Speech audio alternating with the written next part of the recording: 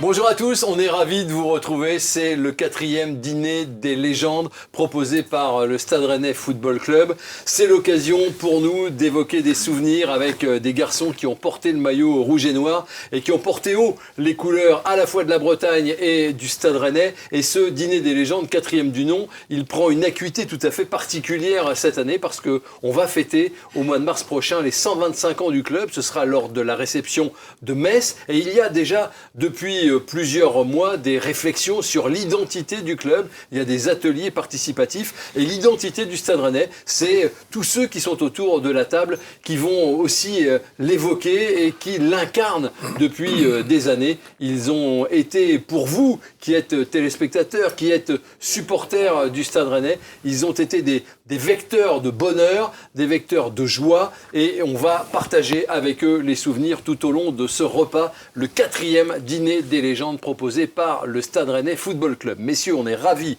que vous soyez tous là, que vous ayez pu vous libérer de vos obligations qui sont nombreuses et avant peut-être d'évoquer des souvenirs, peut-être essayer de savoir ce que vous devenez aujourd'hui en 2025, en ce Noël 2025, en commençant par Loïc Kerbiriou. Loïc, qu'est-ce que tu deviens ? Alors, je me suis exilé à l'ouest, enfin à l'ouest du Finistère vraiment. Je suis en face de Molène et Ouessant et je mène une vie sympathique près de la mer avec les goélands, les poissons, les crabes. Et Loïc, bon, il est à Port-Spodder. Je suis à Port-Spodder et voilà. Jolie petite commune.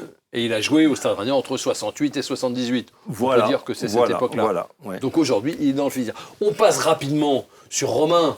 Tout le monde sait ce que fait Romain. Et on en vient à son voisin. T'es pas vexé, Romain ? Ah, absolument pas. Que deviens-tu, Yann M'Vila ? Un papa de 6 enfants. Et 6 enfants ? 6 enfants, ouais. C'est toujours en activité au SM Caen, donc je prends encore beaucoup de plaisir à jouer et j'espère encore quelques années. Ouais. 6 enfants, bientôt 7 ? Non, c'est non, pas... c'est bon. 6. 3 garçons et 3 filles. Donc c'est bon, bien. ça. Magnifique. Voilà, c'est bon. Très bien. Bravo. J'ai bien Formidable. calculé mon coup, donc c'est bon. J'arrête. L'équipe de volley est complète. À côté de toi, Yann, il y a James Léa Siliki. C'est le Benjamin de notre tablé aujourd'hui. Les gamins. James, que deviens-tu ? T'as quel âge ? 29 ans. Il a 29 ans, James. 29 ans encore, toujours en activité. Oui, À la recherche de projets par contre, d'accord. actuellement. Donc Le je sabre m'entraîne, aîné. je me prépare. Et pas d'enfant encore par contre. Mais j'espère que ça ne serait tardé. Je vais demander le secret. Voilà. D'accord, ok, on te souhaite d'avoir des projets très vite. J'espère. En plus, tu le mérites et on va revenir sur ta carrière au Stade Rennais. Tu as marqué un penalty notamment, on y reviendra. Incroyable. Mevlout, Alors que deviens-tu, Mevlout ? Moi j'ai 3 enfants. Toi qui es né à Rennes ? Un gars qui est né à Rennes, c'est vrai, ouais. Il est breton. Il a 13 ans aujourd'hui. Et c'est un très beau souvenir pour moi. Parce que c'est un breton. Et sinon, je suis toujours un petit peu dans le foot. J'ai 38 ans. Et j'habite sur Lyon. Et quand tu dis que tu es un peu dans le foot, ça veut dire quoi ? Je travaille un peu avec un agent. On accompagne des jeunes joueurs dans le monde professionnel. D'accord. Tu as vu jouer récemment au foot dans cette nouvelle version là, Kings League. de football, ouais. Ouais, c'est intéressant. Tu es assez Pas mal. impliqué. Ouais, ça va. Ouais. Ça va. D'accord. Mais Vlout, c'est le type qui marquait un but tous les 3 matchs à Rennes. Ça vous est pas arrivé à vous, Cyril Lagouache ? Non. Par contre votre camp Ouais, Pascal nous racontera. On en parlera. En face de Mevlout, il y a Kader. Alors Kader est dans le foot aussi. Salut Kader. Salut, oui, moi je suis toujours dans le foot. Je suis reconverti. Aujourd'hui, je suis dirigeant au Racing Club de Strasbourg. dont il n'y a pas si longtemps, on s'est croisé avec Romain, on a pris 4 ici, merci. Mais voilà, tout se passe bien en Alsace. Le climat n'est pas pareil, mais tout se passe bien, la santé, les enfants, tout le monde va bien. J'ai pas autant d'enfants comme Yann. Non, mais je pense que c'est Yann qui a le plus d'enfants. C'est ça. À côté de Kader, il y a John Utaka. Que deviens-tu, John? Aujourd'hui, moi je suis avec ASPTT Montpellier, c'est l'équipe féminine de Montpellier qui joue aussi d'ailleurs en R1. Donc aujourd'hui on est 9 matchs, 9 victoires, donc tout se passe bien. Ouais. Objectif, tu vis toujours à Montpellier? À Montpellier, il y a du soleil. Ouais. Donc, comme ici. Comme en Bretagne. Comme ici. Tu peux le dire, il n'y a pas de soleil. Tout va bien. J'ai 2 enfants, 2 garçons. Ouais. Donc Yann toujours en tête. Donc... Et ça va, ta vie c'est bien. Très bien, oui. Dans le sud. À côté de toi, alors on a le globe-trotteur, le plus globe-trotteur de tous, qui se partage entre l'Amérique du Sud, le Chili pour être précis, et la France. C'est Étienne Didot. Ça va, Étienne? Ça va très bien. À l'image un peu des Bretons. Les Bretons sont souvent voyageurs, donc voilà, j'ai continué la tradition. Je vis au Chili en famille depuis quelques années. J'ai quelques restaurants là-bas depuis de nombreuses années. Et puis je suis resté dans le milieu du foot. Maintenant, je bosse pour le LOSC sur le recrutement. Et puis voilà, je suis de temps en temps aussi, une fois par mois, sur la France, sur Paris, où je travaille en tant que consultant aussi sur l'équipe. Et puis voilà, j'arrive à passer de temps en temps en Bretagne, me ressourcer, ça fait du bien. Paimpol. C'est important à Paimpol, effectivement. Donc voilà, c'est une nécessité pour moi. On parle pas de toi, Cyril. Ah, c'est dommage. Oui, mais c'est le président du Qu'est-ce que tu Stade Rennais Historic Club. Ça va. Et à côté de toi, il y a Pascal Rousseau. C'est un plaisir de retrouver Pascal Rousseau. Que deviens-tu, Pascal? Gardien de but du Stade Rennais au début des années 90. Moi, j'ai presque rattrapé Yann. J'en ai 5. Bravo. Je suis en Suisse depuis 1900. Je me remets au français. 97. 97 pour les Suisses. Et puis, je travaille. J'ai complètement déconnecté du foot. Je suis dans une énorme compagnie d'assurance depuis 22 ans. Et puis, je m'amuse bien. D'accord. Alors, ce qu'il faut dire quand même, et ça va être un peu l'introduction de l'émission, c'est un peu particulier. Tout le monde a des souvenirs du Stade Rennais. Mais alors, toi, il t'est arrivé un truc incroyable, Pascal, qui fera l'objet du livre qui va sortir bientôt de ton livre. Tu as été victime de ce qu'on appelle la dissociation. C'est-à-dire que tu ne te souviens plus du tout de ce que tu as fait à Rennes. Enfin, tout ce que tu as fait de ta vie. Pas seulement à Rennes. Ouais, c'est fou. Oui, le 10 mars 2019, il m'est arrivé, je me suis réveillé dans une chambre d'hôpital sans aucun souvenir. J'ai perdu 57 ans de ma vie. Je suis ce qu'on appelle techniquement amnésique dissociatif rétrograde. Ça vous fait une belle jambe. L'ADR. Oui, ADR, exactement. ADR. Donc, comme je dis souvent aux gens à qui j'en parle ou quand je donne des conférences sur le sujet, allez me googliser, vous faites Pascal Rousseau dissociation, puis ça sera plus facile à expliquer. Mais partez du principe que tout ce que je vais vous raconter aujourd'hui, je l'ai réappris. Voilà. C'est ça. C'est ça. Aucun souvenir. Aucun. Et ça ne revient pas depuis ce qu'on peut appeler un incident ou un accident. Je ne sais pas comment on appelle ça. C'est un trouble, c'est un mécanisme du cerveau, la dissociation par rapport à des traumatismes profonds qui fait qu'à un moment donné, vous allez vous balader un petit peu autre part. On va dire ça comme ça. Donc les souvenirs du Stade Rennais, c'est ceux dont on t'en a parlé. Tu t'en souviens plus? Malheureusement, c'est l'aile gauche qui m'en a parlé, quoi. C'est le président, quoi. Donc, comme je dis souvent, la première fois que je suis revenu ici, c'était il y a 2 ans. Oui. 2 ans. La première chose qu'il m'a dit, c'est « Tu te souviens du but contre ton camp que je t'ai mis ?» quoi. Oui. Donc, il me l'a montré, en plus. C'est ça qui est terrible. Mais oui, c'est comme ça. J'ai mes acquis, j'ai ma mémoire immédiate. Donc, tout ce que vous me racontez, je l'intègre. Mais j'ai plus de souvenirs, quoi. Je suis retourné à l'école. Mais Ouais, tu c'est as ça. quand même le souvenir que le FC Nantes, c'est un sale club. Tu le sais, ça? Est-ce qu'on t'a dit? Jusqu'à ce que tu m'en parles, oui. Oui, on va ça. Et puisqu'on parle de ça, je suis très heureux qu'on ait à notre table les 2 buteurs qui ont changé la face du Stade Rennais. Ils sont côte à côte. On est le 4 janvier 2006. Ça fait 41 ans que le Stade Rennais revient bredouille à chaque fois de la Beaujoire. Et le 4 janvier 2006, Rennes s'impose à la Beaujoire 2-0. Premier but inscrit ici par Étienne Didot. Deuxième but inscrit en deuxième mi-temps. Et quel but par John Utaka. Vous avez des souvenirs tous les deux de ce match-là? Est-ce que vous êtes rendu compte sur le coup de ce que ça représentait pour des générations de supporters rennais? Je sais pas pour John, moi effectivement ça fait quelques années que j'entendais parler de ça, donc je savais l'importance de ce derby. Et en jeune déjà on en avait, et c'était toujours intense, donc c'est quelque chose qui était en nous. Et ensuite quand on arrive en professionnel, on nous parlait de cette série noire, on va dire, compliquée, et on avait à cœur de faire tourner tout ça. Et John c'était plus prévisible qu'il marque un but quand même que moi. Et Oui, t'en as pas marqué beaucoup. Il en avait quand même l'habitude. Mais c'est vrai que moi, je me suis retrouvé là, je sais pas trop comment, dans la surface. Et voilà, j'ai eu la chance de marquer ce but-là. Et c'était un symbole pour moi parce que j'ai été créé quand même au club et c'était quelque chose de sympa pour les supporters. Donc c'était un beau moment. Je me rappelle aussi de la troisième mi-temps qui était très belle aussi. On pourra en parler plus tard, mais je vais laisser. Oui, c'est ça, c'est un but en première mi-temps. Le ballon arriva légèrement derrière toi sur un centre de Kallström. Ouais. Tu marques le premier but. Et le deuxième but, John, tu t'en souviens de ce but-là? J'ai eu beau le revoir, je ne sais pas ce que tu fais avec tes Il pieds. en a tellement marqué. Non, c'est le petit extrait de Kim Kallström. Qui te la met? C'était celle-là. Un petit ballon piqué.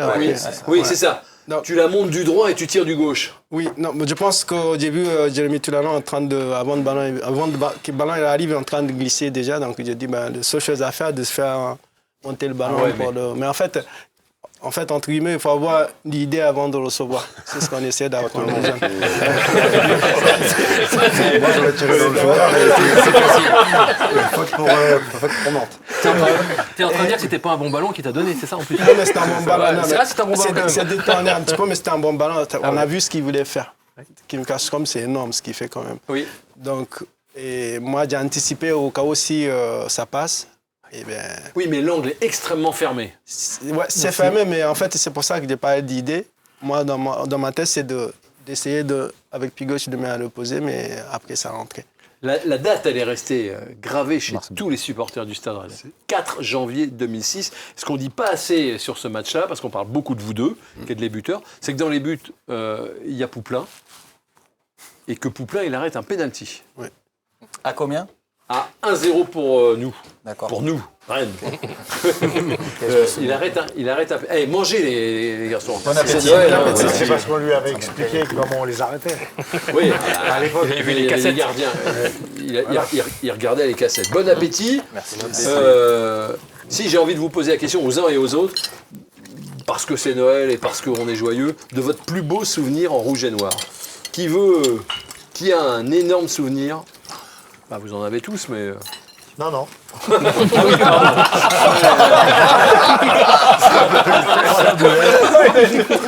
La boulette. Faut quitter la table, monsieur Rousseau. Faut nous laisser, faut nous Non, laisser. je peux t'en raconter, qui m'ont raconté.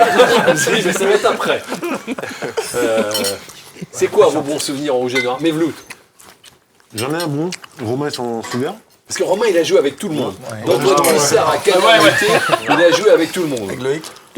1901, de 1901 aujourd'hui. Les 125 ans, c'est avec lui. Les seuls avec qui j'ai pas joué, c'est Pascal et Loïc. Sinon, les ciseaux, Ouais, c'est ça, c'est bien ce qu'on dit. j'ai joué avec eux. Incroyable. D'accord. Ouais. Alors Mevlout, T'as joué le avec mec Games interrompu. Ouais. Alors, c'était un match de demi-finale de Coupe de la Ligue. Ouais. Contre Montpellier. Ouais, Tu te souviens? Ouais. On gagne 3-1, je crois, ou 2-1 contre. Et après, on joue la finale. Et l'envahissement du terrain juste Ah ouais. après. Ici. Ici, ouais. Ah oui. Ici, ouais. Ah, je pense que Yann a pris le mégaphone dans la tribune après. Oui, c'est ça, je suis là. Yann, c'est là, ouais. Le public. Ah ouais, on était ensemble Le alors. 60 il était dans tous les coups. C'est un beau souvenir, ça. Ouais. Un très beau souvenir. Dommage que la finale n'ait pas été au niveau. C'est ça. Oui. Exactement. C'est vrai, hein. Mais on parle de beaux souvenirs. Donc, Oui, on parle de monde. Ouais, non, on parle... Et ça, c'est vrai, l'envahissement du terrain, Ah bah oui. ça avait été une énorme ambiance. Oui, c'était. Ah oui. Sacré Ok, d'accord. James, c'est quoi? Bah, on va parler de finale du coup. Ah oui, finale, ouais. C'est une belle danse. Ouais, bah, trophée. Trophée. Ouais. Mon premier 2019. trophée. Ouais. Match spécial, parce qu'on rejoue Paris qui, dans la saison, nous avait beaucoup battus. Donc, et le début de match confirme ça. On est mené 2-0. Ouais. c'est C'est un beau une match, soirée qu'on se dit ça va être très très bon. Et puis juste avant la mi-temps, ça bascule. Ça bascule, donc on arrive à réduire le score sur débordement d'Amari et Kipembe qui met contre son camp. Et à la mi-temps, on sent qu'il se passe quelque chose. Discours du coach, motivation dans le vestiaire. Vous sentez Ouais. que vous les... Et après, bah, quelle fin de soirée. Je pense qu'il n'y a pas plus beau souvenir, moi, dans le monde pro. Franchement, en termes de ferveur, en termes d'animation, d'ambiance. Oui, c'était incroyable. Toi, tu rentres dans le temps additionnel, James. Dans la prolongation, Ouais. sur la prolongation, avec pour mission de bien travailler, continuer à bien défendre, même s'ils sont à 10, parce qu'on sait qu'à tout moment, ça peut partir. Et derrière, on va jusqu'au tir au but. Et là, c'est un peu spécial, parce que le coach demande qui veut tirer. Je lui dis moi. Toi, Coach tu dis, Ouais. je vais y aller. Tout le monde a un peu confiance sauf lui, coach Stéphane qui me regarde. T'as dit t'es sûr? T'es sûr? Je suis sûr. Mais ouais, après, séance de penalty. T'es 4e tireur, Ouais, je me souviens 4e très bien. tireur. Et c'est vrai qu'on a tous un peu peur. Je sais pas quoi, enfin, Et bah, à la pour rien tribune, on cacher, dit, moi oh, aussi. il faut tirer, il faut tirer Léa Siliki. Pour rien cacher, moi aussi, parce qu'au moment où je vais tirer, il y a un déploiement de CRS derrière moi. Donc, il y a peut-être 70 CRS qui se déploient. Et je connais bien Alphonse aussi, donc Areola, le gardien, ouais. qui sait T'as que cru qu'il aussi voulait un peu je chercher. peux tirer. Donc, James s'est formé au Paris Saint-Germain. Oui. ouais, un moment spécial, mais une fois que tiré, passé, on peut relâcher. Ouais. Et après, on attend. Et bon, la libération, Danz est le plus rapide après Koubek, donc ça va. Non, c'est vrai. Non, mais c'est vrai avec. Alors Nkunku qui rate son tir au but, lui aussi était rentré dans la Ouais. prolongation, pratiquement en fin de prolongation, C'est ça. et lui il le rate. Et toi tu le réussis. Tu te souviens de ta course d'élan? Tu te souviens de ce à quoi tu penses à ce moment-là? Parce que c'est quand même un trophée que Rennes attendait depuis 71. Ce à quoi je pense, tirer fort, bien croisé, parce que c'est où je veux tirer. Mon père, qui est dans le stade, Ah ouais, je sais ah que ouais. j'avais toute ma famille, je suis parisien, donc j'ai toute ma famille qui était là. Donc je sais que mon père, pas très émotif, mais je sais qu'à ce moment-là, beaucoup de pression pour en avoir parlé avec lui après, très content. Et après, une fois qu'on arrive à la séance de turbus, on se dit que c'est possible. Parce qu'on a tenu jusque-là et on se dit qu'on a fait le plus dur. Donc vraiment, l'idée, c'est de se dire, continuer à marquer, parce que tout le monde avait marqué à ce moment-là. C'est une série de tirs au but qui est Ouais. merveilleuse. Ouais. Parfait. Ouais. Tout le monde tire parfaitement ses tirs au but. Sauf Je dirais pas jusque-là, parce que Rami m'a fait trembler aussi. Il me semble que Oui. Rami, il a un peu... Mais le gardien part du bon côté Ouais. sur le tir de Rami. voilà. D'accord. Ben oui, mais c'est. Il y en a d'autres des souvenirs. Nous, on en a ici, on en reparlera tout à l'heure. Yann, c'est quoi ton souvenir en rougeur, ton souvenir marquant, le truc Bon, te reste? Je vais pas parler de mon premier match, même si je pense que si. ouais, bon, on pourra en revenir peut-être après. Ah oui. Mais si on parle du collectif, vraiment, c'est l'année de l'Europa League où on tombe dans la poule de l'Atlético de Falcao. Oui. Et il y avait le Celtic. Udinese. Et puis, donc voilà, c'était vraiment... Parce qu'à l'époque, bon, même encore aujourd'hui, ce sont des très grands clubs. Oui. Mais quand il y avait, c'était quand même l'Atlético du grand Falcao. L'Udinese, c'était Di Natale. Il y avait même Andanovic dans les buts à cette époque. Et Celtic, un club mythique d'Europe. Donc je pense que ce... Bon, après, même si je prends carton rouge Celtic... C'est pas grave, les cartons rouges, c'est rien. C'est rien. Il était mérité ou quoi le carton rouge? Non. Pas vraiment. C'était un deuxième jaune, mais Ah même, oui. c'était plutôt pour la bêtise, oui, c'était mérité. Mais c'est ce genre d'ambiance. Et quand tu commences en professionnel, tu as envie de jouer ce genre de match. Ouais. Donc C'est vrai. on sortait d'une très bonne saison collectivement. Donc quand à la fin, tu as cette consécration de pouvoir jouer dans ce genre de stade. Ouais. Et ce genre de match surtout. Donc plus qu'un moment, pour toi, c'est une ambiance, c'est tout un... Ouais, un collectif, vraiment. tout un collectif, ouais. Ce qu'on a pu vivre ensemble. D'accord. Voilà, c'était ça. Parce qu'après, il y a eu plein de moments. C'est des matchs qu'on va jouer à Belgrade. Belgrade, exactement. Ouais, où on l'ambiance. nous attaque à Lance-Pierre. Ah bon, vous avez tous couru, c'était chiant. Et même, ils ont tous couru dans le couloir, là, où ils viennent à la grille pour intimider. Quoi. Ah ouais. C'était l'étoile rouge ou les L'étoile rouge. L'étoile rouge. C'est quoi? C'est le Maracana, pas le Je Maracana pense qu'on gagne, en plus, d'Amérique là-bas. du Sud que connaît bien Non, mais ce Étienne. que Yann ne dit pas, c'est que quand il y a eu ce bruit dans le couloir, vous m'avez tous abandonné. Je me retourne pour sortir l'échauffement, je vois plus de coéquipiers. Ils sont passés Parce que Préto est vraiment danger. Personne peut t'attaquer. Parce que tu sais Non, que mais c'est Kader, le bouclier, on a 5 dans chaque main.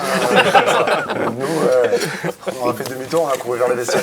Ça vous a pas empêché de gagner? Non, je pense qu'on le gagne. Ah ouais, Voilà, largement. c'est des moments dans largement. la vie d'un footballeur qui sont inoubliables. Ouais. D'accord. Loïc, Vous en avez pour 2 heures là Non, mais il n'y a pas de... C'est un péno ou une finale. Oh, c'est plein d'anecdotes qui peuvent être même... un moment où tu as été fier de porter le maillot rouge et noir, où Ah si, bon... tu t'es senti, tu vois... Ah si, tiens, tu me rappelles un truc. Ah bah tiens. Quand on avait battu Saint-Étienne en 76, qui jouait la Coupe d'Europe, Je monte, je m'envole, je sautais haut. Et je dévie la balle sur Poku, qui contrôle et qui met à Kurkovic, ce qu'avait dit Herbin, un des plus beaux buts qu'il avait vus. Ah oui. Tu vois, je me rappelais plus. Passe décisive. Ouais, sans faire exprès, mais j'avais pris le ballon à Piazza quand même. Et puis, Ah oui, quand même. C'était une sacrée équipe, Saint-Etienne. Je ne sais pas si James se souvient d'Osvaldo Piazza, mais les vieux s'en souviennent. Si, c'était l'époque glorieuse de Saint-Etienne, quoi. Bon, ça, j'ai un peu oublié, mais c'est vrai que c'est des petits moments où on était assez fiers. T'es content, on les avait torchés. Ouais, puis c'était le grand Saint-Etienne qui jouait l'Europe. Ah, ça, c'est bien, c'est des bons souvenirs. Ouais. Kader, toi, tes souvenirs, c'est quoi? Les souvenirs, comme Yann l'a évoqué, je pense qu'à l'époque de la Coupe d'Europe qu'on a vécu, c'était vraiment un très bon souvenir. Avec les matchs, comme Yann l'a dit, au Celtic, où je marque dès les premières minutes sur un... Première minute, tu marques de la tête. De la tête, et derrière, les résultats n'étaient pas top, mais l'ambiance, le vécu, ce qu'on a vécu à cette période-là, comme tu dis, en groupe avec Atlético de Madrid et tout, a été vraiment une expérience exceptionnelle pour nous. Et surtout l'ambiance qu'on a vécue, je pense tous, à Celtic et Belgrade, nous a vraiment amené, en tout cas, des souvenirs qu'on n'oubliera jamais. Ouais. Et pour moi, Stade Rennais a été vraiment une partie de ma carrière qui m'a beaucoup marqué, le club, des gens, surtout les joueurs avec qui j'ai pu croiser de ces générations-là, sauf Léa, je pense qu'Etienne était déjà parti. Mais vraiment de très bons souvenirs. Et surtout l'année où on se qualifie, première année Coupe de France, la finale, même si j'ai pas pu jouer la finale et on connaît les résultats. Ah ouais. Finale, Ça, mais on peut en parler là, avant de continuer. Voilà. Tu joues pas la finale. Je joue pas la finale. T'es suspendu. Suspendu. T'es C'est pas aussi pour ça qu'on a perdu, mais. Mais c'est Stéphane Mbia qui prend ta place. Oui. Et il n'est pas défenseur central de métier, Mbia. Ouais.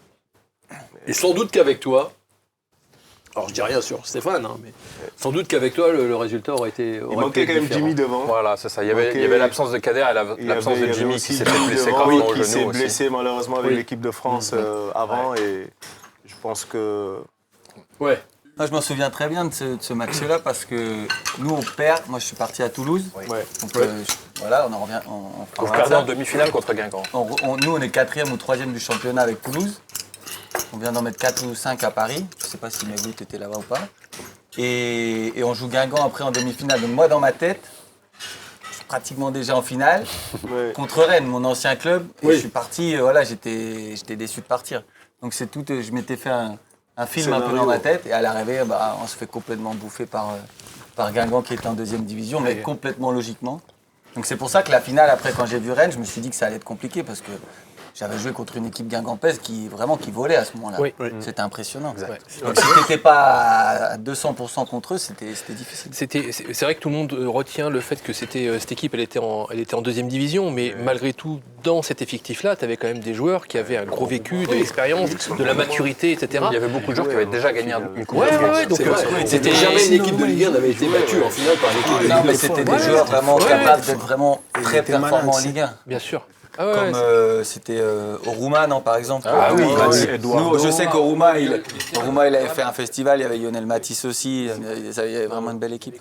Alors on continue dans les bons souvenirs. John, c'est quoi ton meilleur souvenir, tes meilleurs moments sous le maillot rouge et noir? Il rigole d'avance. Non, c'est un match contre Lorient à la maison qu'on avait gagné 4-1. Parce qu'il y avait la famille sur le terrain et tout. J'avais envie de leur faire plaisir aussi. Et 2 triplés contre Lens. Et il y en a plusieurs, en fait. Il y a plusieurs triplés. C'est bon, ça ramène pas. C'est bon, c'est pas ça. De tous mes triplés, je sais pas lequel retenir. T'enchaînes un Lens et un Lyon en triplé.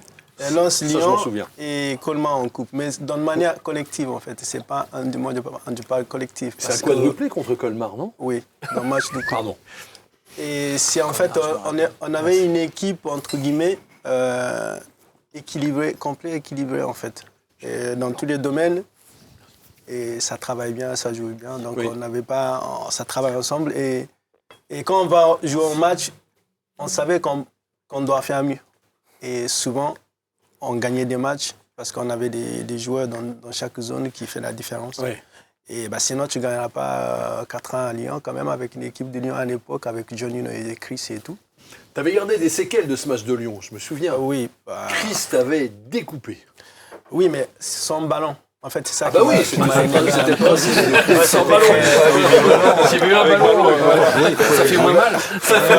Sans ballon, voilà, donc ça m'a énervé un peu, donc j'ai failli prendre rouge, mais après, voilà. Mais tu sors de là avec des points de suture sur ton tendon d'Achille, quand même. C'est un avait 6 coups, je ne sais pas combien, mais derrière les tendons d'Achille. Mais au départ, je pense que Johnny pensait que je voulais juste se prendre la tête avec lui. J'ai dit, moi, je ne suis pas sur le terrain pour faire ça. Moi, je suis sur le terrain pour vous éliminer, faire quelque chose. C'est juste que, au départ, Johnny n'a pas compris, mais finalement, il était venu s'excuser. Il disait que je n'ai pas vu. J'ai dit, non, mais ne fais pas semblant. C'est juste que tu connais ton coéquipier, quoi. Voilà. S'il n'a pas le ballon, il a des pieds. Et on voit bien que vos souvenirs, les uns les autres, ce n'est pas des souvenirs personnels. Non. C'est souvent des souvenirs collectifs de moments où il y a une harmonie dans l'équipe, où ça tourne bien. Après, quand il était en forme, John, j'aurais été son adversaire. Je pense que j'aurais essayé de l'attraper sans ballon aussi. Parce que pour avoir joué avec lui, c'était quelque chose. Donc, je peux comprendre que les adversaires puissent être agacés de temps en temps. Ah oui, je suis d'accord. Hein. Nous, quand on est entre John ou Takar, les défenseurs, ils avaient peur. Hein. Bah, c'est clair. Il allait vite, il était assez crochet. Il y avait la puissance, il y avait la vitesse, il y avait la vista. Et c'est sur ce match-là que tu mets ton but là enroulé. Ouais, il y avait Romain m'avait fait un passe D, mais Étienne n'est pas d'accord. Qui a fait la passe D là? Romain il est arrosé en fait. Je dégage le ballon, mais fermez les yeux. Comme on faisait habituellement sur John. En fait, on dégageait le ballon sur John et John se démerdait. Non, je suis pas d'accord. Non, parce que j'ai vu le match. Il a pris l'info. Ça c'est sûr. Il a dégagé. Non, il n'a pas dégagé. Il était un peu en déséquilibre quand il a donné le ballon, mais quand même il a pris l'info. Il a vu que j'ai fait un appel à l'opposé. Voilà, donc c'était un passe D. Oui, à la base. C'est un but mythique ça. John, pour moi, il déborde, Michael Siani glisse et après il la met dans la lucarne opposée. C'est un but incroyable. Les appuis qu'il avait sur ce but-là, et tu vois des joueurs tomber à côté de lui, et lui c'est un dragster en fait. Et du coup on regarde derrière, c'était impressionnant. Non, je dois sortir sur le terrain un peu pour revenir, pour éviter le coup, parce que Siani était sur moi. Mais bon. Étienne, toi tes grands souvenirs en rouge et noir, c'est quoi? Il y en a plein. Oui, il y en a plein. C'est dur, franchement, c'est dur. Là, tout à l'heure, on a parlé du match à Nantes. C'était de rompre cette série terrible contre les Canaries. C'était vraiment un beau moment. En plus, j'ai la chance de marquer.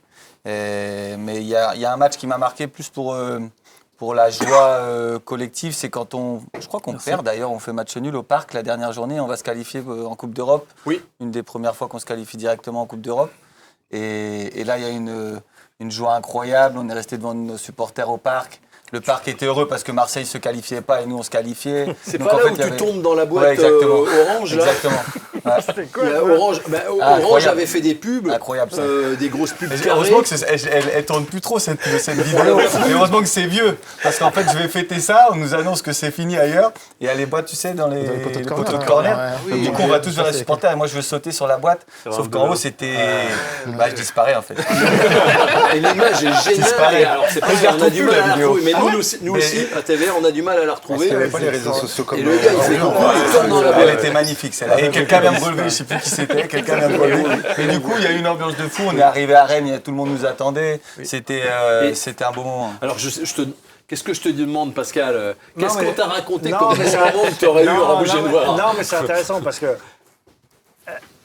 quand tu perds complètement la mémoire et puis quand tu apprends que tu as fait 600 matchs en pro, tu comprends rien, quoi. Tu dis OK. Puis à l'époque, il n'y avait pas tout, il n'y avait pas Google, il n'y avait pas tout ça. Donc, mais j'ai quand même réussi à aller sur Google et puis j'ai vu que j'avais joué pendant 4 ans à Rennes. J'ai dû faire, je sais pas, 150 matchs, un truc dans le genre. Un truc comme ça. Et 144 matchs, très exactement. Exactement, bah voilà, très bien. Et je me suis intéressé à cette histoire parce qu'intérieurement, je ressentais, j'ai mon meilleur ami et ma meilleure amie qui habitent Rennes, et je ressentais que c'était un club qui avait eu beaucoup d'importance pour moi. Et quand je me suis retrouvé avec Cyril, il y a 2 ans, où il m'a invité, j'ai pris une telle dose de... Je sais pas, je t'en avais parlé un peu, Romain, d'amour de gens. Je me disais, mais c'est bizarre quand même. Qu'est-ce que je faisais? Moi, j'étais gardien de but, quoi, c'est tout, quoi. Et en fin de compte, les gens m'expliquaient, et puis tu m'en as parlé un peu, que j'avais une personnalité de quelqu'un qui aimait les gens. Et donc... Oui, qui était proche des supporters. Oui, ouais. la fois où je suis revenu, j'étais en haut de la rue de la Soif et avec une copine qui a un bar. Et elle me dit, je te présente ces 2 gars. Je dis, salut, tu te souviens de nous? Non, pas, désolé les mecs et tout. Et en fin de compte, les 2 gars, c'était les capots de la tribune du Roazhon. Donc les mecs m'expliquent que c'est eux qui animaient la tribune. Je dis, OK. Et il me dit, tu sais que tous les matchs de Champions League, pendant les 4 ans où tu étais là, tu nous invitais chez toi. Moi, j'habitais Nouveau-Poitou. Et on faisait Champions League chez toi, tous les matchs, sur Canal. Et j'ai trouvé ça incroyable. Et ils m'ont expliqué ma dernière année. Et je pense que le souvenir qu'aurait dû me marquer, mais qu'on m'a expliqué, c'est ça. C'est que je me suis retrouvé, on est monté, c'était bizarre un peu, Rennes, on descendait, on montait. Et puis on est remonté en D1. Et moi, je retiens surtout que, et j'en ai souvent parlé avec toi, on a un peu oublié cette équipe-là. C'est-à-dire, cette équipe, elle a permis au club de remonter en première division. Et l'année d'après, elle a permis au club de se maintenir. On nous appelait le petit poids dans l'ascenseur. Le club est jamais redescendu. Le fameux truc, depuis ce jour-là, qui monte et depuis ce jour-là, grâce à vous tous et à votre participation, le club n'est jamais redescendu. Mais je trouve qu'on oublie souvent cette équipe-là, où il y avait Marco Grassi, Christophe Forel, Olivier Dalloglio. Parce que c'était pas simple, hein. J'ai vu que c'était un parcours compliqué. Oui. Et moi, je retiens ça. Et Rennes, pour moi, même si je m'en souviens pas, ça reste... les gens sont incroyables ici, quoi. Chaque fois que je reviens ici, c'est... vrai. Qui a joué avec qui ici? Parce que... Moi, avec... T'as joué avec qui, Yann? Mev et Cadeau. D'accord. Moi, pareil, la danse. Ouais. La danse, il a joué avec tout le monde. La danse, il était tout seul. 125 ans. T'as joué avec la danse aussi? Avec tout le monde. Moi, je suis arrivé dans le groupe pro, il y avait déjà John et Étienne. Et j'ai vu arriver Kader, Mevlout, James et Yann. Ouais. Ah oui? Ouais. Et quel souvenir t'as de ces gars-là? Que des bons souvenirs. Non, mais au début, c'est il arrivait. C'est énorme. Ah, mais c'est des époques différentes. Oui, c'est des époques différentes. Ça n'a rien à voir. C'est ça qui est fou. Moi, je suis arrivé dans le groupe pro, j'avais 20 ans. Il y avait John, Étienne, Laszlo Bologna, des anciens joueurs avec beaucoup de caractère et beaucoup de franc-parler. Et ensuite, on a migré avec les jeunes joueurs qui sont arrivés avec leur insouciance et d'autres valeurs. Et voilà, c'est 2 foot complètement différents. Oui. Mais c'est intéressant, Yann, toi qui joues encore à Caen, c'est juste, hein? Ouais, c'est Tu ça. joues à Caen. Tu as vécu des époques différentes. Puis aujourd'hui, tu es plus j'imagine, dans la transmission. Ouais, c'est ça. Mais comment tu vois ça? C'est difficile, hein. Parce qu'on parle beaucoup, je pense que Rome, tu as bien vu avec quand tu es arrivé et après quand ça arrive, le football il évolue, il change un petit peu aussi quand même. Change vite. Ça évolue. Moi j'essaye de ramener ce que j'ai connu avec les anciens, comme ça, ce que j'ai connu ici. Moi j'ai été entouré quand même de vrais anciens. Il y avait Rome, il y avait Cadou, il y avait Jérôme Leroy, Michael Pagis, Olivier Thomer. Mais quand tu dis des anciens, dans ton esprit, c'était des gens bienveillants. Bienveillants, ouais. Voilà, qui voulaient le bien même des jeunes. Même si les anciens étaient beaucoup plus méchants avec les jeunes qu'aujourd'hui. Ouais, d'accord. Beaucoup plus méchants. Je vois ce que tu veux dire, Yann. Ouais. Mais pour le bien, c'est pas. Est-ce que c'est pas exigeant? Voilà. C'est pour le bien, oui, c'est pour les former. Exactement, c'est plus de l'exigence. Oui, c'est de l'exigence. Voilà, c'est plus ça. Aujourd'hui, nous, on laisse un peu plus couler certaines choses. Mais pour être trop jeune sur ça, ils ont beaucoup plus de choses plus vite, les jeunes aujourd'hui. Oui, Je pense que toi comme moi, on a fait par exemple beaucoup de matchs en réserve avant d'arriver. Ah, énormément. Moi, pour voir beaucoup de jeunes arriver, il y en a qui ont peut-être 10, 12 matchs en réserve aujourd'hui qui sont déjà en pro. Nous, à l'époque, on avait une vingtaine, trentaine, quarantaine de matchs en réserve dans le monde senior, où du vice venait, où on apprenait à rentrer dans le monde senior. Aujourd'hui, ils sont très très vite en pro. C'est-à-dire qu'ils ont très très vite des contrats, donc ils écoutent peut-être un peu moins. Il y a l'entourage qui joue forcément autre, et je pense qu'il y a une différence de perception et d'écoute surtout par rapport aux anciens. Moi, je sais que je suis arrivé ici, pareil, j'avais des anciens qui me tiraient, qui m'accrochaient. Pourtant, on a envie de vite arriver, mais le fait d'avoir ces anciens-là qui nous guidaient, qui nous amenaient, ça m'a permis de découvrir des choses différemment dans le monde adulte. Comment tu vis ça à Strasbourg? Ouais, à Strasbourg. En plus, il y a plein de jeunes à Strasbourg. À Strasbourg, je pense que nous, on est l'exemple en Europe, parce qu'aujourd'hui, on a la plus jeune équipe d'Europe, parce que la moyenne d'âge chez nous, c'est quand même 22 ans. Ouais. C'est comme on dit, c'est qu'aujourd'hui, quand ils arrivent, ils ont entre 17 et 18 ans. Et évidemment, il y a de l'argent et surtout l'entourage. Et comment garder ces jeunes-là vraiment d'être concentrés, focus dans le foot avec les valeurs, respect et tout. Ça doit être dur. C'est très difficile pour les anciens aujourd'hui parce que au départ, Yann, il le sait, quand il venait d'arriver, on arrivait à le serrer encore, même s'il faisait encore quelques erreurs. Mais aujourd'hui, il y a une certaine pouvoir que les jeunes ont qui est fait aussi parce qu'on leur donne ce pouvoir-là, qui fait que c'est très difficile à contrôler. Mais du moment où tu arrives à leur faire garder vraiment l'esprit de devenir... et les valeurs. Ça reste quand même des jeunes. C'est les jeunes ou c'est l'entourage? C'est plus l'entourage. C'est plus l'entourage. Parce que les jeunes, en eux-mêmes, le joueur, il va t'écouter. Ils écoutent. Après, il ne faut pas généraliser. On est d'accord. Tu as raison. Tout le monde. Oui, je rejoins Loïc sur le fait qu'il y avait une hiérarchie, en fait, bien établie, où tu avais vraiment des tauliers. Tu avais un noyau de joueurs où c'était vraiment des tauliers. Moi, j'ai eu la chance qu'Étienne m'a un peu introduit dans ce vestiaire-là quand je suis arrivé. Mais tu avais des mecs pas très rigolos, en fait. Il y avait Jeune-Champ, Rubio, Abdesouadou, John, les trucs. Et quand tu faisais pas la passe au bon moment, au bon endroit, au truc, putain, t'en prenais plein les oreilles. Ou si tu faisais mal à l'entraînement. Après, moi, j'ai l'exemple, quand j'ai démarré, j'avais un joueur que je regardais beaucoup, que j'aimais beaucoup, c'était Christophe Leroux. Je ne sais pas si vous vous en rappelez. Mais je le regardais beaucoup et lui, il savait que je l'aimais bien. Je suis monté en pro, c'était Christian Gourcuff à ce moment-là. Je montais de temps en temps. Puis après, je commençais à monter régulièrement et puis je commençais à être dans le groupe. Et à l'entraînement, mais il me désossait. Alors qu'on s'entendait très bien, c'est lui qui m'accueillait, comme j'ai pu le faire avec la danse, entre Bretons, peut-être c'est plus facile, etc. Mais à l'entraînement, il me faisait il mettait des tacles énormes. Et en fait, c'est comme ça que j'apprenais, parce que je me suis dit, si un de tes meilleurs alliés dans l'équipe, il te montre ça, c'est comme ça. Il voulait ton bien. Exactement, et c'est grâce à ça qu'après, tu changes ton jeu, etc. Mais il n'y a pas de cadeau. Et on le perd, ça, aujourd'hui. Comment ? On le perd, aujourd'hui. Et on n'arrive pas à différencier le travail et l'amitié, en fait. Mais en fait, c'est ça. C'était bienveillant. Sur le terrain, t'es pas mon pote. On se rentre dedans, pas de soucis, mais à la fin, on se fait un câlin. Mais c'est pour le boulot, c'est pour le bien de l'équipe. Mais Yann, c'est un mec charmant. Mais voilà. La vérité, c'est le vestiaire, c'est les collègues. On n'a jamais eu aucun problème avec le joueur de foot et avec Yann, en fait. Ouais. Alors oui, on racontait des choses, mais le joueur, le jeune homme qui était dans le vestiaire, dans le groupe professionnel à qui était une figure du Stade Rennais. Mais oui, il faut le redire. Il n'y avait rien à dire. Il était carré, c'était un vrai professionnel, il n'y avait aucun souci. Parce que Yann M'Vila, c'était Antonetti. Oui. Toute ta carrière à Rennes, c'est Antonetti. Et c'est un monsieur incroyable. C'est Antonetti qui te met en équipe de France alors que tu n'y es pas, en disant il va y aller. C'est vrai. C'est surprenant. C'est fou qu'il dise ça. Et puis c'est lui qui dit. Enfin, tu vas par tes qualités.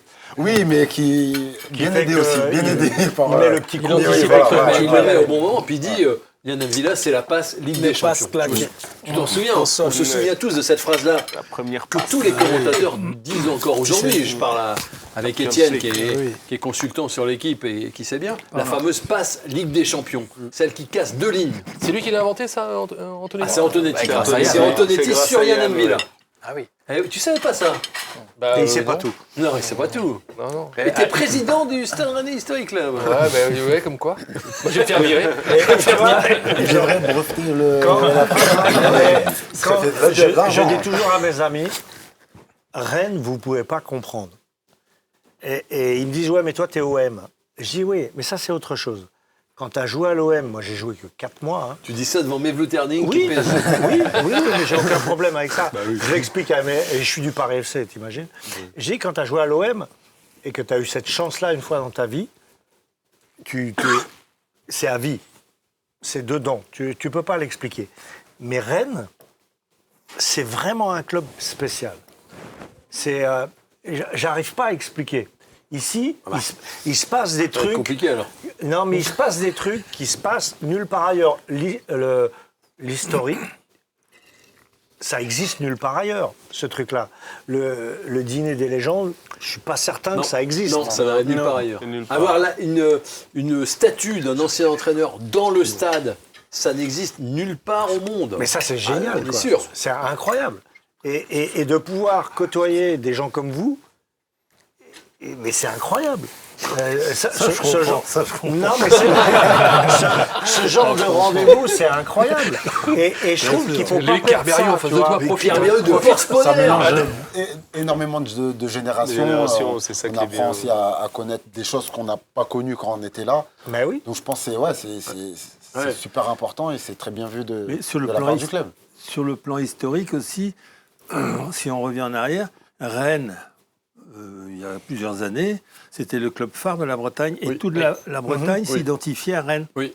Et donc il y a eu C'est pour ça que Guingamp prend les couleurs rouge et noir, c'est pour copier. C'est pour dire qu'il y a des racines du foot sur Rennes et peut-être l'esprit aussi, tout ça, ça gravite.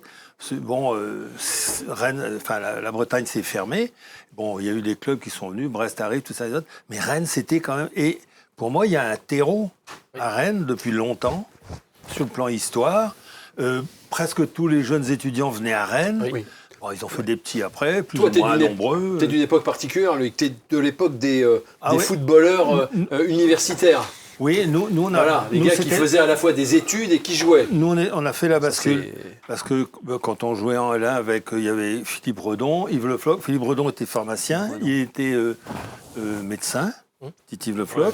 Moi, j'étais prof de PS et Raymond était en études de physique-chimie. L'histoire du club, l'identité du club, elle est forgée par ça. C'est deux choses différentes. Pour moi, c'est deux choses différentes. On en a parlé. C'est l'histoire du club. Tu peux faire partie, tu peux être un joueur qui fait partie de l'histoire du club parce que tu as gagné des titres, tu as gagné, etc. Tu as fait plein de choses. Et l'identité d'un club, c'est un peu autre chose. C'est au-delà du joueur. Et Kirby représente un peu cette période qui est très marquée identité du Stade Rennais, qui était le SRUC, où les étudiants rennais... Stade Rennais Université Club. Voilà, venaient à l'époque à Rennes, parce qu'à Rennes, il y avait les universités, etc. Et donc, c'était, on va dire qu'il y a le Stade Rennais, la ville, et on était vraiment en connexion. En connexion. Et le mot, il parlait des... T'imagines. Mais c'était vraiment connecté. C'est-à-dire que ces joueurs étudiants qui venaient à Rennes étaient en connexion avec ce qu'était la ville de Rennes à l'époque. Et là, on parle d'identité du club, et c'est très marqué. Aujourd'hui, c'est revenu avec la Coupe d'Europe. Pourquoi ? Parce qu'on joue la Coupe d'Europe le jeudi soir. On a tous nos étudiants, on a rempli le stade avec beaucoup de jeunes, et donc on a reconnecté cette cité universitaire avec le club. C'est la sociologie. Selon monsieur Cyril Langouache. Non, mais c'est important. Non, mais c'est important. Une petite parenthèse. C'est pas pareil, l'histoire et l'identité, c'est pas pareil. Moi, j'étais à l'Ouest et je voulais être prof de PS, prof de sport, comme certains disent.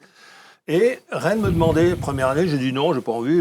Je reste à Brest. Je voulais pas être pro, je voulais pas signer. Et il me disait non. Je voulais avoir mon diplôme avant.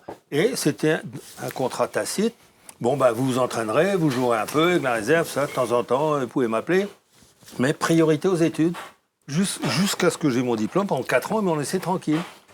C'est rare, comme ça. Ils auraient dû me dire, bon, là, tu joues ou tu... Mais c'est une autre époque. Mais c'est une autre époque. époque. Dans les années 60, Loïc. On n'a pas beaucoup entendu Mevlout, mais Mevlout, quand il arrive au Stade Rennais, c'est une star. C'est la recrue star. C'est la recrue star. Ouais. Ça fait des années que le stade veut le recruter. Antonetti ne rêve que de Mevlout. C'est vrai. Et quand on arrive à l'avoir, on se dit, waouh. 2012. Mais qu'est-ce qui fait que tu viens à Rennes ? Il m'appelait 25 fois par jour. J'ai craqué. Mais non, c'était... Et en plus, ça faisait de nombreuses années que Stade Rennais me voulait, puisqu'à l'époque de Guy Lacombe aussi, il m'appelait. Et ensuite, il y a eu Frédéric Antonetti. Pendant que j'étais à Paris, il m'appelait et ça continuait. Oui, parce que donc ensuite, j'ai fait t'es à Sochaux avant. Oui. Et Rennes t'appelle déjà à ce moment-là et tu choisis Paris. Faut le dire, c'est ton club de cœur, Paris. Exactement. Et après, je viens à Rennes, mais c'était bien avec Antonetti. Ouais, c'était bien. Super coach. De bons moments, Super coach. Et Ouais, vous gardez tous de bons souvenirs de Fred Antonetti. lui, non Mais il me fait penser à Didier parce qu'il doit Giotto. 32 à chaque Non Au début, ouais. Bah, dans le côté un peu grande gueule. Non, pas forcément. Et donc Mevloud, quand il arrive, ouais, on l'attendait tous. Hein. On n'a pas été déçus. Un but tous les 3 matchs. Pas mal. Il y avait beaucoup d'attentes quand je suis arrivé. Oui. Oui, il y avait beaucoup d'attentes. Et tu jouais avec qui devant On jouait à une pointe. Et en fait, il y avait Julien Ferré en 10. Ouais, Ouais, mais Julien, quand t'as il y avait Ferré Pietro derrière toi. Ibarra. Ferré, bon, il est bien. Tout le système de jeu gauche. Il était bon en fait. Il y avait Il y avait, Montano oui, aussi. il y avait Victor, Il y avait quoi? Il y avait Gérard. il y avait Yassine Brahimi, il y avait Jalès. Pérez, ouais. On avait une très bonne équipe. Hein. Tout le système de jeu qu'avait mis en place Antonetti, tous les mouvements de joueurs, c'était pour libérer Yann en bas, pour que Yann fasse la première relance sur Ferret et qu'il trouve Mevloud. Ouais, c'est vrai. C'était ça. Notre système de jeu, il était basé sur ça. Fallait tourner le milieu. etc. C'était Mais c'est pas facile hein, d'arriver. C'était du très haut niveau. Hein. Oui. On est D'accord. D'arriver en je suis tant d'accord. qu'avant-centre quand il y a des attentes. Quand John arrive, il y a Fry hein, Ah ouais. au début. Oui. Et t'es Quelle un année peu t'arrives dans l'ombre d'Alex Fry. Ah ouais. 2005. Parce que je regardais la pancarte qui était derrière, là, de saison 2004-2005. Effectivement, il est meilleur 2004, buteur. 2005. Donc, tu arrives une fois qu'il est meilleur buteur. Lui. Ah ouais. Il était déjà meilleur buteur. Pour prendre le relais. Voilà. Et ça zéro Il pression. jouait sur tout le front de l'attaque. Oui, en fait. C'est ça, C'est vrai. polyvalence qui- Alors que Fry le faisait pas. Non, Et t'as zéro pression. Dans la surface. Oui, c'est ça. Le 9. Non, moi j'ai bien joué. En fait, moi, foot, c'est. Quand je dis, c'est que ça reste un jeu. Et il ne faut pas prendre le but, il faut marquer plus que l'adversaire, tout Oui, c'est simplement. Et moi, je prends le plaisir à jouer. Et partout où je me trouve, j'ai envie de m'exprimer, en fait, de bien jouer surtout. Et pas que en tant qu'individuel, mais collectif, parce que ça reste un jeu collectif. Pour jouer avec les autres. Mais quand même, moi, dans la tête, c'est pour aller terminer l'action souvent, mais plus vite. Ouais. Et c'est ça, en fait. Et Mais il y quand- avait Fry, et c'est vrai que moi, enfin l'image que j'ai, enfin en tout cas dont je me souviens, c'est que tu es un petit peu inhibé par la présence de Fry. Et quand il s'en va, c'est beaucoup mieux pour toi, non? Non, parce qu'il y avait un match qui m'a donné passe D contre Strasbourg quand même. Je sais pas. Ah, il te donne un ballon. Ouais, Il n'en donnait pas beaucoup, Il en généralement. donnait pas, mais. Vraiment, le but, Alex, c'était. Mais celle-là, il est obligé parce que c'est en fait. C'est sûr qu'il était obligé de faire ça. Celle-là, il est obligé de donner. En fait, pourquoi c'est que. Non, parce qu'il était tellement excentré, en fait, il ne peut pas frapper de là. Donc là, il est obligé de centrer. Ouais. En plus, c'était entre les deux défenseurs. C'est un bon ballon. Tu te qu'il a souviens de donné. tous tes buts? Ah toi oui. Incroyable. Ouais, donc, Surtout toi, parce qu'elle est incroyable. Moi, je ne me souviens pas de ceux que j'ai pris. Ça m'arrange. Hein. Après, il y a une anecdote, c'est quand John il arrive, on part. Romain, t'étais là, hein? T'étais Pas pas là? sûr. Pas sûr. Non. On va en stage de pré-saison, donc on le connaît pas. Et on le connaissait en tant que joueur, donc on était content qu'il arrive. Et puis il devait chanter, donc nous évidemment, tu sais, tu mets mal à l'aise un peu tous les joueurs qui viennent chanter. Lui à l'aise. Et là, en fait, il s'est levé et il a commencé à chanter. Et là, on était tous choqués. C'est pour ça qu'il n'était pas très stressé. Hein. Je ne pense pas qu'il soit très stressé quand il arrive. Et en fait, il fait un concert. Et en fait, il fait un concert et franchement, c'était magnifique. Et du coup, à partir de ce moment-là, c'était magique parce qu'il ne parlait pas beaucoup quand il arrive. Il ne connaissait personne. Et là, il fait cette chanson-là, on était tous debout sur les chaises à la fin. Et à partir de là, voilà, il s'est intégré au groupe, mais c'est pour ça qu'il n'était pas... D'accord. Romain, t'as chanté quoi, toi? de chanter Ah, je Bob me souviens Marley. plus, ça fait longtemps. Non, sérieux, tu dois dire.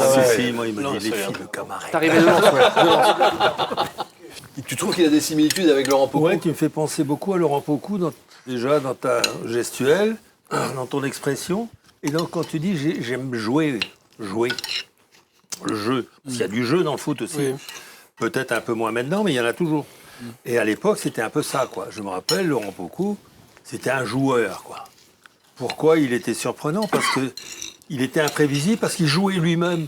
Avec lui et avec d'autres. Il venait jouer, mais Ouais.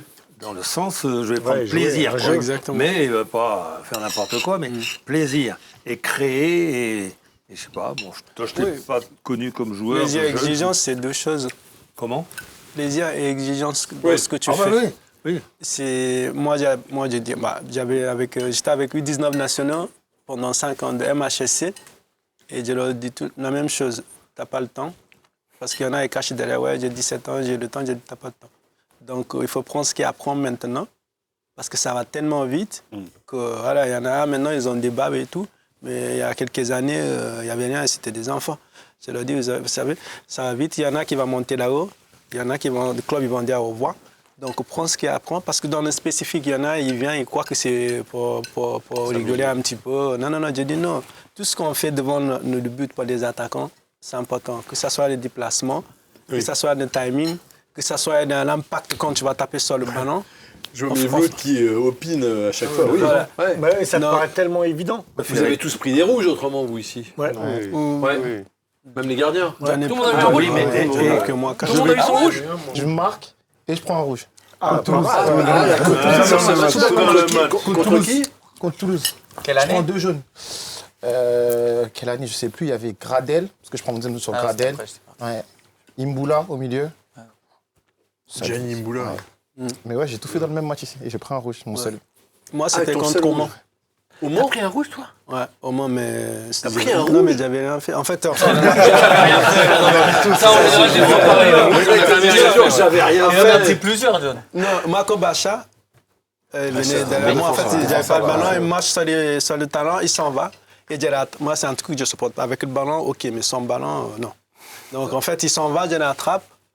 Bah, il fait ça, il tombe l'arbitre qui était loin, il vient, il me donne une cartouche. En fait. Ah oui, c'est pas dans le jeu. C'est joué Non, l'expérience. non, c'était un rouge. Voilà. Et me dit, j'ai préféré de tu vois, si je prends rouge, je prends rouge, mais là... Ça m'avait valu la suspension en Coupe de France sur la cour, sur cette... Ah, ça, c'est. terrible- Ah non, il y avait pas rouge, il y a eu rouge sur la cour. Oui, il y a rouge, Ah oui. ouais. C'est une affaire affreuse, ça. Ah Ouais, voilà. Ah oui, Donc, C'est. c'était Parce une que la période, faute, elle est pas, C'était une période très dure, quoi. Ouais. Ouais, c'était. Ouais, parce ouais. que là, mérité, hein, tu lui après, brises l'agent. Exactement. Donc, Ça fait du bruit. Moi, j'étais dans les. Oh, ça avait résonné. ouais. Ah si, Ah bon si, moi j'étais dans les tribunes, ça avait, on c'est savait, toujours, moi je savais dans les ouais. tribunes que c'était cassé. Ça avait C'est fait toujours un peu- le bruit. Ouais, Je me ça rappelle t'a du eu bruit. quoi? 6 mois de suspension? 3 mois? 2 mois. 2 mois? Il restait, Et c'était dans le jeu, hein. Il restait c'est les 8 derniers jours. Non mais c'est vrai, non, il pousse le machin, etc. Mais le bruit que ça J'avais avait pris fait. 2 mois de suspension. Donc Ouais. après, Et t'as vu C'est dès le logique. début de l'action que c'était grave ce oui, qu'il avait. bon, dès que j'ai posé mon pied, Ouais. j'ai vu que là... Et quand on te connaît, quand on sait que t'es gentil, que t'es humain, tu devais être super affecté par ce. Ah oui, j'étais très affecté. Hein. Après, je pense que même dans les vestiaires, ça se voyait que j'avais plus envie du tout de venir juste m'entraîner. J'avais plus envie. Ah ouais, Ah à oui. ce point-là. D'autant plus, c'est un joueur avec qui j'avais joué à l'époque à Lens, qu'on se Ah oui. connaissait très bien. Donc, du coup, suite à ça, ça m'avait beaucoup affecté. Et je me souviens, le président à l'époque et Pierre de Rossi, je les ai vus que je voulais arrêter. Ils m'ont dit, bah non, Ah ouais, t'étais écœuré. Ouais. il n'était pas question. Donc, ça arrive, c'est le foot et tout, parce que c'était mon premier carton rouge. Donc, Oui. forcément, ça a été un épisode très difficile. Je dirais, voilà, c'est un des moments où de mon souvenir au Stade Rennais. Bah oui. Et tu ne te sens pas coupable du tout Si, tu te sens coupable, forcément. Parce Non, que... non, mais est-ce que, dans le sens, est-ce que tu avais un peu l'intention de. Si je veux, ou pas Non, pas du tout. Non, Non, d'accord. non, pas du tout. Après, C'était pas pour aller. Non, Un d'accord. coup de pas de bol. Pour Moi, ça, je me rappelle de c'est- l'action. Dans En fait, l'action, c'était une action pour de jeu. l'histoire, quoi. c'est un joueur que je connais très bien. On était Ouais, c'est dans proches. l'action, quoi. Ah oui. Et je le connais dans ces situations-là à 90% ou 99% du moins s'il va frapper. Oui. Et moi, quand je le vois armé, je me dis il va frapper. Et tu sors de ton. Et je sors Ouais, pour, tu sors de tes 18 essayer mètres, je me rappelle. de tacler. Et lui, il sait que j'allais faire ça. Il décide aussi à un moment donné de ne pas frapper. Ouais. Et son pied est resté au sol et j'arrive. Aïe. La Ouais, suite ça, était. c'était Ouais, je dur. me rappelle très bien. C'est une affaire en plus qui a marqué aussi les bien supporters sûr. parce Bien que sûr, ouais, donc, du coup, c'était pas l'image qu'on avait de Connaissant- toi et ça. ouais, ça- Connaissant Kadou, on sait très bien que, ok, d'accord, il est très bon dans les duels, mais c'est pas quelqu'un qui veut blesser ou faire Non. mal. Ouais. Oui, Si on veut faire mal, tout le monde veut faire mal à son adversaire, mais dans le bon sens du terme. Oui, c'est ça. Exactement. Non, pas blesser, quoi. Nous, Oui, on parle de c'est- blesser. Enfin, faire mal, l'embêter physiquement. Est-ce que vous avez les uns les autres, alors c'est un peu traditionnel comme question, des anecdotes, des choses dont vous vous rappelez du Stade Rennais quand vous avez porté ce maillot rouge et noir, que vous n'avez pas forcément dites, mais qu'aujourd'hui, parce que c'est Noël, parce que vous voulez nous faire un cadeau, vous voudriez voir ressortir. Alors, je vous vois les uns les autres, vous baissez tous un petit peu la tête dans vos assiettes. Je suis sûr que James, il a des trucs à dire. La danse. Faut aller. Bah, Alors. la danse était là de toute façon, donc ça va, moi je suis couvert, mais. Je suis couvert. Bah, dans la lignée de la finale, on a du coup un peu fêté. Et j'ai le souvenir d'avoir fait un petit tour de Rennes, du coup, pour fêter cette Coupe de France. Pas mal. Franchement, on a vraiment fait le tour de tout ce qu'on pouvait faire. On a bien rigolé en groupe et c'était une vraie belle soirée. Sur les réseaux sociaux, tout le monde se souvient avoir vu Bourigeaud rentrer chez lui dans un état étrange, dire à sa femme oh, on a bien rigolé. Il était fatigué. Il était fatigué. Bah, il avait fait une journée C'était le entière. moment ou jamais. Hein. Ouais. Ça faisait 40 ans qu'on attendait ça, plus de 40 ans, donc c'était le moment où il fallait fêter enfin un trophée. Moi, j'en ai une petite, je sais pas si je crois que j'ai déjà raconté une fois, mais c'était quand, je sais pas si vous vous rappelez d'un beau but de Yo Gourcuff, une volée contre Toulouse d'ailleurs. Il met un super but et on va danser après le la gavotte. à la gavotte après son but. Et en fait, le truc, c'est que c'était la gavotte, c'est arrivé 48 heures avant le match, à 3h30 du matin, parce qu'on l'a pratiqué dans un bar. On s'est dit, bah, si ce week-end, il y en a un qui marque, et ben, on fait cette danse-là. Génial. Sauf que c'était 48 heures avant le match. Et Yo fait un festival, on fait un gros match, et puis on gagne, je sais plus, 4 ou 5-1 un dimanche soir. Donc, tu vois, comme quoi... c'est pas bien, mais bon, des fois, ça crée certaines choses. Et tu vois, c'est arrivé au début du repas où tu as fait la réflexion qu'en fait, nos souvenirs, c'est des souvenirs collectifs. C'est pas des souvenirs de victoire ou de but. C'est collectif. Mais en fait, c'est tout ce qu'on a vécu ensemble sur le terrain, à l'entraînement et en dehors du terrain. Un peu en dehors aussi. C'est ça qui nous a marqué, sûr. c'est ça qui nous Marque les liens. Nos souvenirs, Ils sont là, en Ouais. fait. L'histoire qu'on a vécue dans les versets, qu'on a beaucoup rigolé, c'est vrai, c'était avec encore les Nigériens. Hein. C'était Ekejile. Pas présent à l'entraînement le matin, tout le monde s'inquiète. Et il appelle le doc, il dit je suis malade, je suis dans mon lit. Le doc, il vient, prévient le coach. Coach, il est malade, il faut que j'aille chez lui. Ok, il le rappelle, il dit écoute, viens chez lui. Sauf le moment qu'il appelle, il entend le prochain train pour Rennes. Il était à Paris. Oh non. Le doc, il TGV. doit rendre ça, on était morts de rire. Quand tu dis que t'es malade, il faut pas appeler à la gare. Mais non, t'appelles d'un endroit où t'as pas haut-parleur. Il s'est vendu Ça tout nous seul. avait fait rire ce soir. T'as des anecdotes, toi, John? Moi, de c'est trucs plus un peu marrants. quand Trop on fait des jeux réduits avec Bologna. Ah, Et les putain, trois ça équipes, rigolait en pas avec fait. Bologna. Trois équipes, tu t'en souviens. Et l'équipe qui paye, il paye les pizzas, par exemple. Ça, c'était toutes les semaines. Bah, toutes les semaines. Et Jacques Fati, des fois, c'est un mauvais perdant. Quand il perdait, il voulait venir chez moi pour manger en fait son ping-pong. Il savait que je n'étais pas bon sur ping-pong. Il voulait égaliser en fait. Ah oui. Ouais, il venait Pas payer les pizzas et je te prends au il dit ping-pong. il faut qu'on fasse un deuxième match chez toi. Il y a un ping-pong. Donc, il venait. Mais c'était pas mal parce que moi, je pense que c'est intéressant parce qu'on amène cette joie de la gagne au match aussi. Ouais, la compète. Voilà, Ouais. c'est ça. Ah oui, la compète. Ah, pour ça, Laszlo, la compète, on parlait qu'il fallait sortir beaucoup tout à l'heure, non? En fait, tu te rappelles, je sais pas, en Coupe d'Europe, on avait pris ici une première mi-temps contre Donetsk, on avait pris la foudre. Et à la mi-temps, il est rentré dans le vestiaire, il a dit mais j'ai envie de voir du sang, quoi. J'ai envie de voir leur mère. Tu vois, c'était. Mais là, c'était la guerre, quoi. C'était à des niveaux extrêmes. Donc la compète, il l'avait, Bologna. Mais de toute façon, vous êtes tous des compétiteurs, même dans la vie. Si on joue à la belote, si on joue à la pétanque, si on fait du... vous avez tous envie de gagner, quoi. Ah, mais il y a C'est ce qui vous caractérise tous. Il y a des matins qui étaient plus difficiles que d'autres. Tu vois, j'ai un matin, je me souviens, il y a Mev, il était dans le vestiaire, on allait sortir sur le terrain. Mev qui est un gentil. Ouais, tout le monde a dit, gentil, c'est un type gentil. Et tu vois, tout le vestiaire l'écoutait et il a dit, les gars, vous savez compter? Putain. Ouais. Ah, ce matin, les gars, comptez pas sur moi.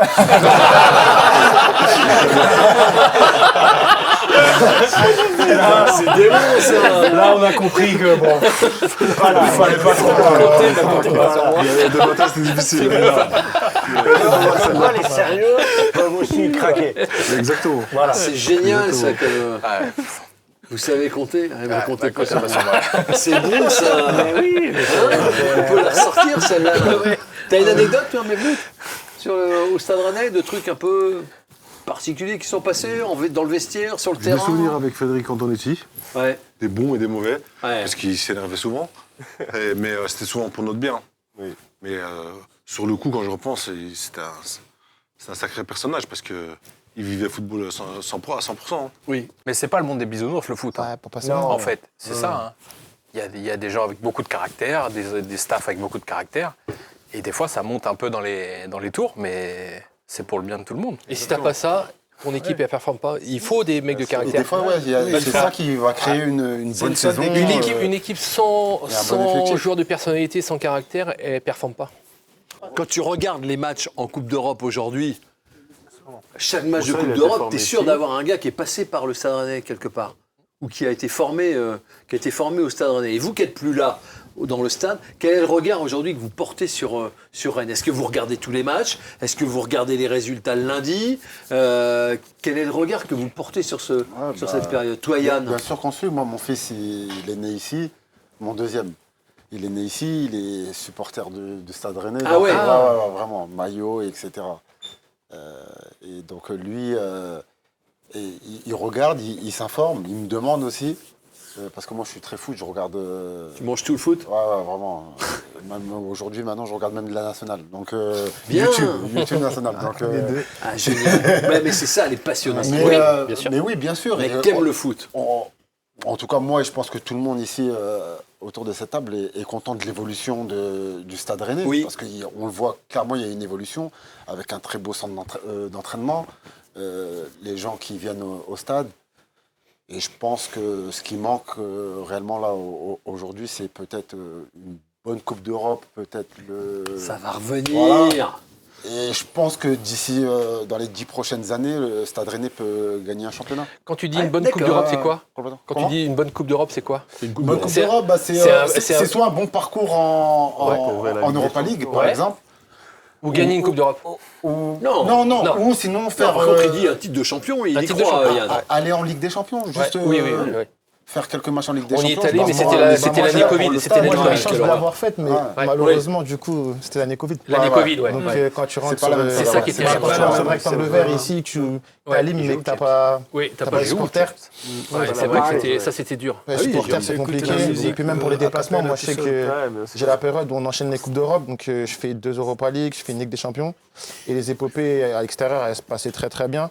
Je pense que le fait de ne pas avoir été à Chelsea, par exemple, pour les supporters, ça a dû être dur. Oui. Enfin, t'as cette phase de poule qui est compliquée. Et En même plus, ici, t'es j'ai volé marché- là-bas.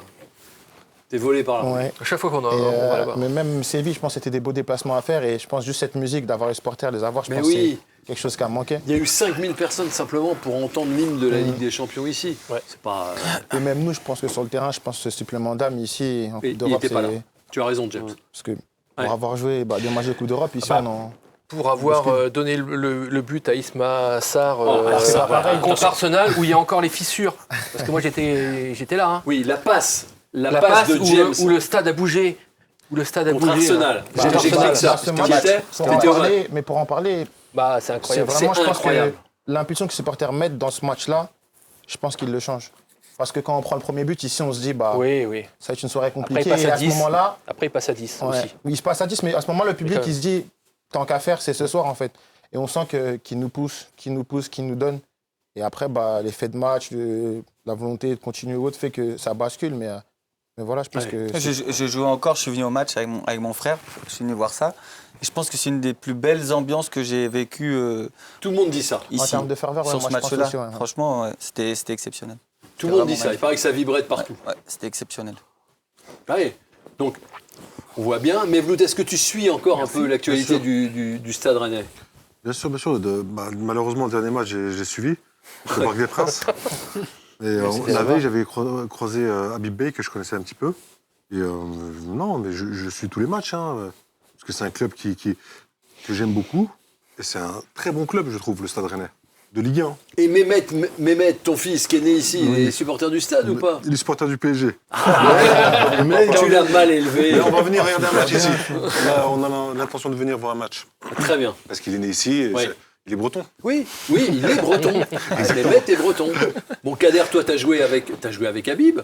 Habib, ouais, on a joué ensemble en sélection, on se connaît très Ouais. bien. Donc je l'ai de temps en temps, évidemment, pour l'encourager. Et j'étais très fier, en tout cas, quand il a signé ce Stade Rennais. Non seulement c'est mon ancien club, mais aussi en tant qu'ancien coéquipier sénégalais. Donc de voir aussi l'évolution du club me fait plaisir, parce qu'aujourd'hui, même si je travaille au Racing Club de Strasbourg, le Stade Rennais reste quand même un club de cœur et que je suis toujours les résultats le week-end. Ouais, c'est ça, le lundi tu regardes ou le week-end tu C'est regardes. ça, quand Rennes joue, je regarde toujours le résultat, Ouais. voir est-ce qu'il gagne ou il ne gagne pas.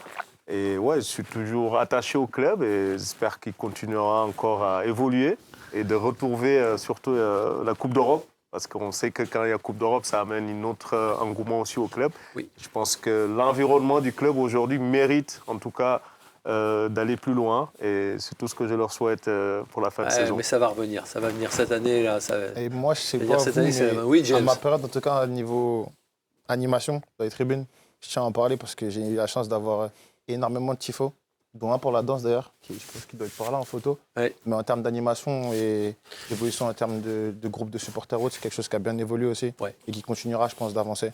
Parce qu'on a tous joué avec des stades remplis à Peu rempli. À la moitié. peu remplis. Ouais. Et là, franchement, Oui, ça a changé. ce qui Oui. se passe aujourd'hui, Ouais, c'est quand même dingue. John, c'est quoi, toi, pas tes souvenirs, mais le regard que tu as aujourd'hui sur le Stade Rennais? Bah, ça évolue beaucoup par rapport à les années que nous on a joué aussi, ce qui est bien. Il y a beaucoup de jeunes aussi qui ont passé par là, comme notamment Mbappé, Dembélé et tout. Oui. Parce qu'ici, ça forme beaucoup de jeunes quand même, il faut Ah dire bah oui, aussi. ça forme. Il y a un bon centre de formation ici de Rennes. Et par rapport à notre époque, on a passé des belles années. C'est des années qu'on ne peut pas oublier. Donc ça restera toujours. Ouais. Et chez moi, par exemple, mon petit, à chaque fois quand il me dit le maillot, il y a un tigre dedans, je dis non, je pense que c'est un panthère. Il a 6 ans. Ah oui, c'est vrai. Il m'a dit j'aime bien ce maillot. Il m'a dit C'était le maillot Ernest. tigre, à tu vois, l'époque, il est jeune, donc il sait pas. Il m'a dit j'aime bien celle-là en rouge. J'ai dit rouge et noir. J'ai dit c'est Stade Rennais. Mais le plus grand, il savait que c'est Stade Rennais parce qu'il regarde sur YouTube, il voyait mes buts. Eh bah oui. Donc ça me fait plaisir et ça m'a donné des souvenirs aussi. Donc voilà, moi j'avais le tableau de meilleur buteur du mois de février. En fait, il m'a dit.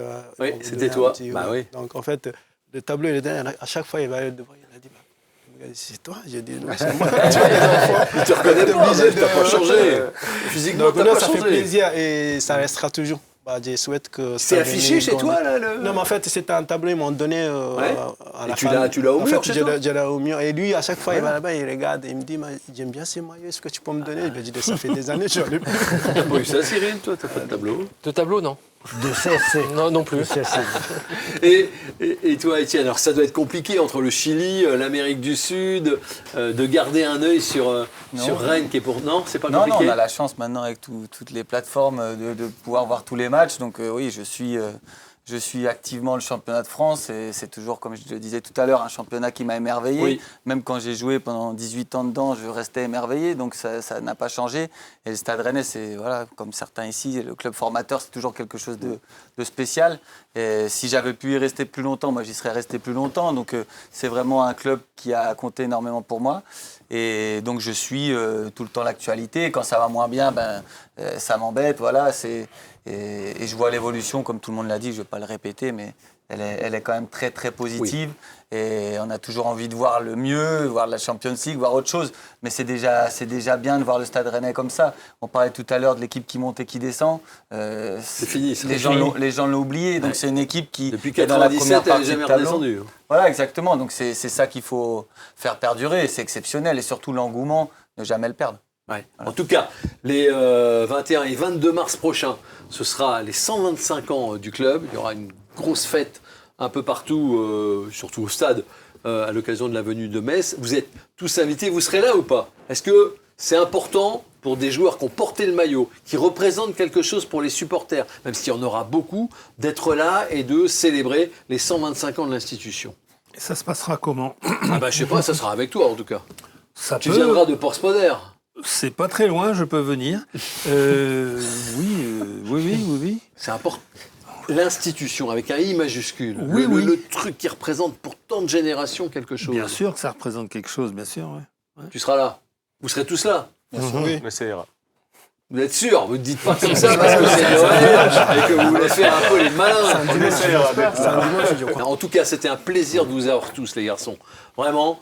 De vous retrouver, de revivre ces moments qui nous ont fait vibrer quand vous portiez la tunique rouge et noire. C'était sympa de vous découvrir autrement. C'est vrai, c'est que des gars sympas. C'est que des gars sympas. C'est un club sympa. Oui, c'est un club sympa. C'est un club sympa qui organise le dîner des légendes tous les ans. Si Dieu nous prête vie et Dieu nous prêtera vie, on sera là l'année prochaine pour le 5e dîner des légendes. On vous souhaite un excellent Noël à tous et évidemment, allez Rennes. Merci. Merci à vous.